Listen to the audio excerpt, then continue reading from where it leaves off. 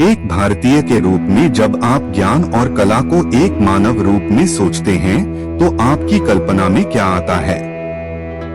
क्या यह एक ऐसा चरित्र है जिसके बारे में आपने सुना है, या यह कुछ अलग है? फिलहाल मैं इसे वही मानता हूँ जो मैं सोचता हूँ।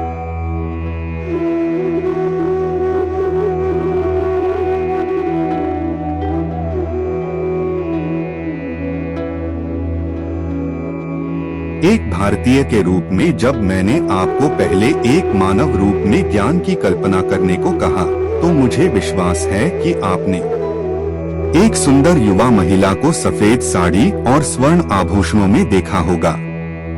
वह सफेद कमल पर बैठी होती है, पास में एक हंस होता है और वह अपने 2 हाथों से वीणा बजाती है। अन्य 2 हाथों में से एक में वेदों की पुस्तक होती है और दूसरे में माला या कमल। क्या यह वही नहीं है जो आपने कल्पना की थी?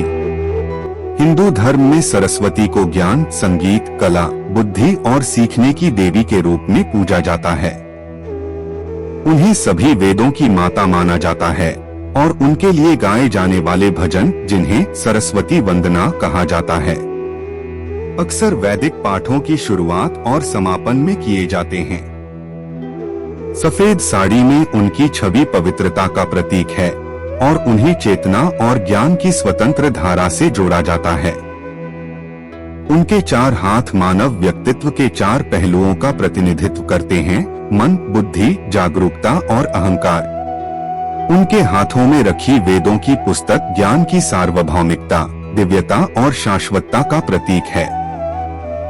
माला ध्यान, एकाग्रता और चिंतन का प्रतीक है, जो ज्ञान प्राप्त करने के लिए आवश्यक है। हंस, जो दूध और पानी को अलग करने की क्षमता रखता है, विवेक और सहीगलत की पहचान का प्रतीक है।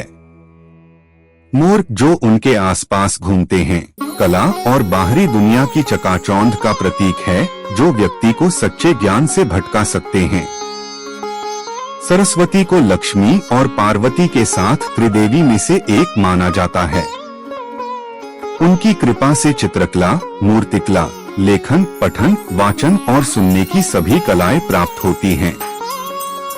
वे अपने भक्तों को ज्ञान, विवेक और सहीगलत में अंतर करने की शक्ति प्रदान करती हैं। उनकी कृपा से एक साधारण व्यक्ति भी राजा के सामने बिना किसी भय के सिर उठाकर खड़ा हो सकता है। लेकिन अब एक बड़ा सवाल उठता है, क्या सरस्वती केवल एक कल्पना है या वास्तव में उनका अस्तित्व है? क्या वे केवल हताश और निराश मानवों की कल्पना हैं, या फिर किसी ऋषि ने उन्हें वास्तव में देखा था? इस प्रश्न का उत्तर देने से पहले चलिए आपको एक यात्रा पर ले चलते हैं। एक ऐसी यात्रा जो हमें प्राचीन दुनिया की विभिन्न मिथक, संस्कृतियों और धर्मों की ओर ले जाएगी।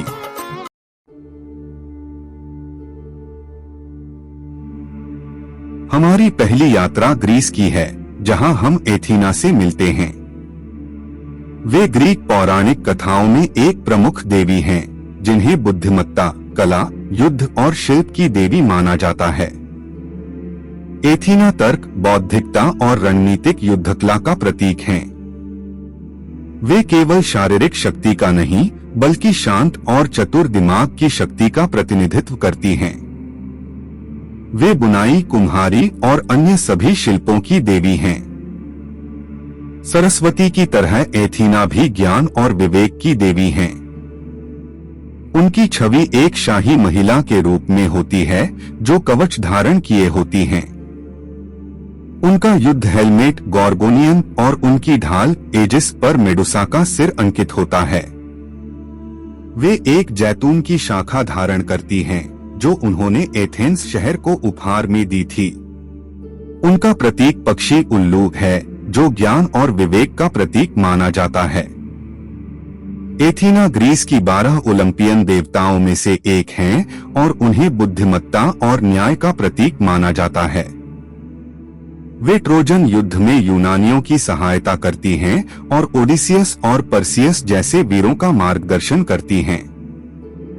ग्रीस में आज भी एथीना को ज्ञान, न्याय और रणनीति के प्रतीक के रूप में देखा जाता है।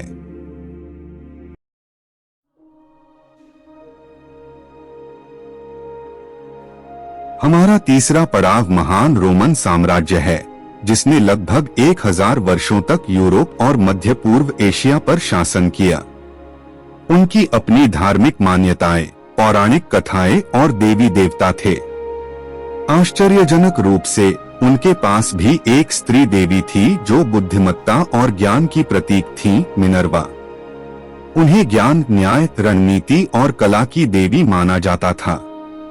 वे रोमन धर्म में एक महत्वपूर्ण स्थान रखती थीं और विशेष रूप से शिक्षा, युद्ध रणनीति और वाणिज्य से जुड़ी थीं। उन्हें अक्सर ग्रीक देवी एथेना के समान माना जाता था और वे कैपिटोलाइन त्रिमूर्ति की एक प्रमुख सदस्य थीं, जिसमें जुपिटर और जूनो भी शामिल थे। उन्हें विद्वानों, शिक्षकों और छात्रों की संरक्षक देवी माना जाता था। जहां मार्स बल और आक्रमण का प्रतीक थे, वहीं मिनर्वा अनुशासन, रणनीति और बुद्धिमत्ता का प्रतिनिधित्व करती थीं। वे शिल्पकारों, मूर्तिकारों, चित्रकारों और बुनकरों की रक्षक मानी जाती थीं। उनका संबंध चिकित्सा और वैज्ञानिक अनुसंधान से भी था।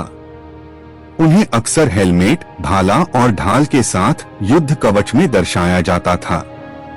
उनका प्रतीक पक्षी उल्लू था, जो बुद्धिमत्ता का प्रतीक है, और वे जैतून के पेड़ से भी जुड़ी थीं, जो शांति और समृद्धि का प्रतीक था। मिनर्वा को इतना महत्व दिया गया कि उनके सम्मान में क्विंक्वाट्रिया उत्सव मनाया जाता था, जो 19 से 23 मार्च तक चलता था। वे न केवल ज्ञान की देवी थीं, बल्कि न्याय, अनुशासन और रणनीतिक सोच की प्रतीक थीं। उनकी छवि रोमन सिक्कों, कला और सैन्य प्रतीकों में देखी जाती थी। मिनर्वा को उत्तर तारा, नॉर्थ स्टार की तरह माना जाता था, जो अंधकार में यात्रियों को रास्ता दिखाता है। अब मिनर्वा से मिलने के बाद चलिए अपने अगले पड़ाव की ओर चलते हैं।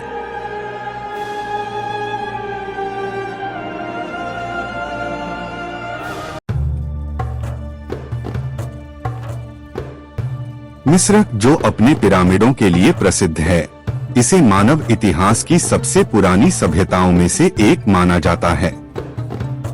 हालांकि निरंतर आक्रमणों ने इसकी मुख्य सभ्यता को नष्ट कर दिया होगा, लेकिन इस गौरवशाली सभ्यता के शेष चिन्ह और इसके खड़े हुए विशाल ढांचे आज भी पूरी दुनिया को मोहित करते हैं। इसकी सुंदर और मंत्रमुग्ध करने वाली कहानियां, जैसे नील नदी की माता और इन कहानियों का फराओ राजाओं से संबंध, अब भी पुरातत्वविदों को चकित कर देता है जब वे ममियों और असीमित खजानों से भरी समाधियों की खोज करते हैं। चूंकि मिस्रवासियों के अपने स्वयं के देवता हुआ करते थे, हमें उनकी खोई हुई पौराणिक कथाओं में एक स्त्री देवी मिलती है जो ज्ञान और बुद्धिमत्ता को नियंत्रित करती थी। सेशात, जो बुद्धिमत्ता, ज्ञान और लेखन की देवी थी। उन्हें लेखन और वर्णमाला के आविष्कार का श्रेय भी दिया जाता है। सेशात का अर्थ है वह जो लिखती है या वह जो अंकित करती है।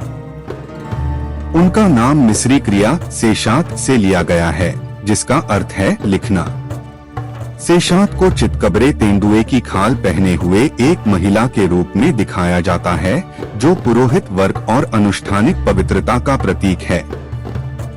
उनका मुकुट 7 नुकीले तारे या एक रोसेट से बना होता है, जिसे अक्सर ऊपर की ओर मुड़े हुए सींगों या अर्धचंद्राकार आकृति से सुशोभित किया जाता है। यह चिन्ह घटनाओं को दर्ज करने में उनकी दिव्य भूमिका, सितारों से उनका संबंध और उनका खगोलीय ज्ञान दर्शाता है। उन्हें अक्सर नोटच वाली ताड़ की पत्ती पकड़े हुए दिखाया जाता है, जो समय या वर्षों की गणना का प्रतीक है। वे हमेशा लेखन उपकरणों जैसे रीड स्टाइलस और पपीरस स्क्रॉल्स के साथ चित्रित की जाती हैं। कई कहानियों जो मिस्र के पिरामिडों पर खुदी हुई हैं, में सेशात को स्ट्रेचिंग द कॉर्ड नामक एक अनुष्ठान से जोड़ा गया है। यह एक धार्मिक अनुष्ठान था जो मंदिरों और अन्य महत्वपूर्ण संरचनाओं की सटीक दिशा सुनिश्चित करने के लिए किया जाता था। सेशात को लेखन और रिकॉर्ड, गणित और वास्तुकला, सीखने और जानकारी, कैलेंडर और समय गणना जैसे मानव सभ्यता के लिए आवश्यक ज्ञान के विभिन्न पहलुओं से जोड़ा गया है। सेशात एक और स्त्री देवी के रूप में खड़ी होती हैं, जो ज्ञान का प्रतिनिधित्व करती हैं। क्या यह भी एक संयोग है? अब अपनी विश्व यात्रा के बाद आइए फिर से एशिया लौटते हैं और अपनी अंतिम देवी से मिलते हैं।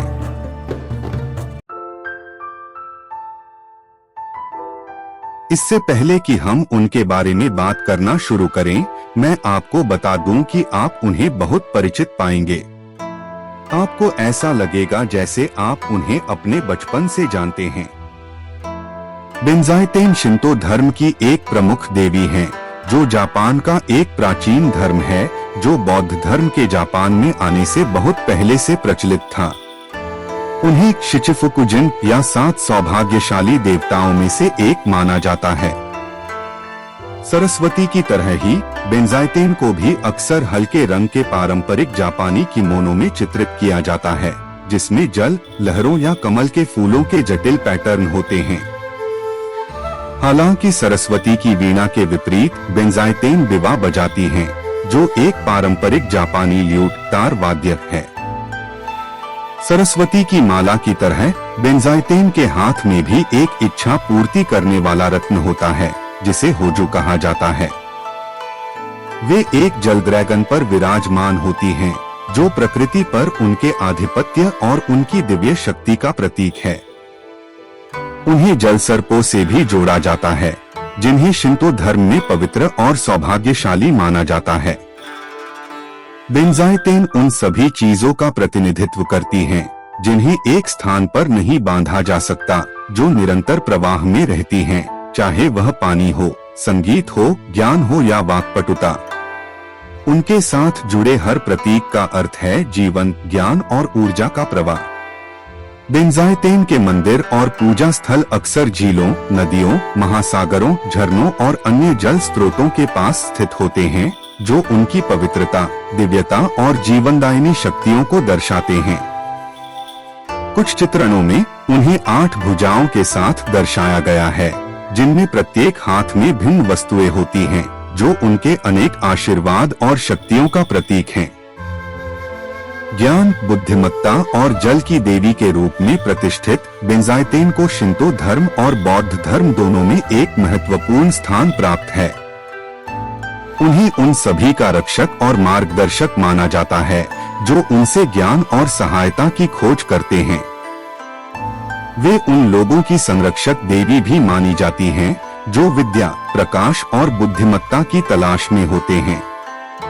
इन सभी ज्ञान और बुद्धिमत्ता की देवियों पर चर्चा करने के बाद 2 प्रश्न उत्पन्न होते हैं। पहला यह कि हम एक ऐसे युग से आते हैं जहां महिलाओं को घर की चौखट पार न करने योग्य माना जाता था। तो क्या वास्तव में उन्हें शिक्षित होने के लिए नहीं बनाया गया था? अगर हाँ, तो फिर लगभग हर धर्म में एक स्त्री देवी क्यों है जो ज्ञान और बुद्धि, कला और शिल्प, रणनीति और युद्ध कौशल का प्रतिनिधित्व करती हैं? दूसरा प्रश्न यह है कि यदि ये देवियां केवल मिथक और कल्पनाएं हैं, यदि वे केवल मनुष्यों के मस्तिष्क द्वारा गढ़े गए चरित्र हैं, जो निराश और हताश समाज को झूठी आशा देकर जीवन जीने के लिए प्रेरित करते हैं, तो फिर दुनिया के विभिन्न हिस्सों में, अलग अलग कालखंडों में, अलग अलग संस्कृतियों और महासागरों से परे, हम उनमें इतनी समानताएं क्यों देखते हैं? उत्तर आपके निर्णय पर निर्भर करता है।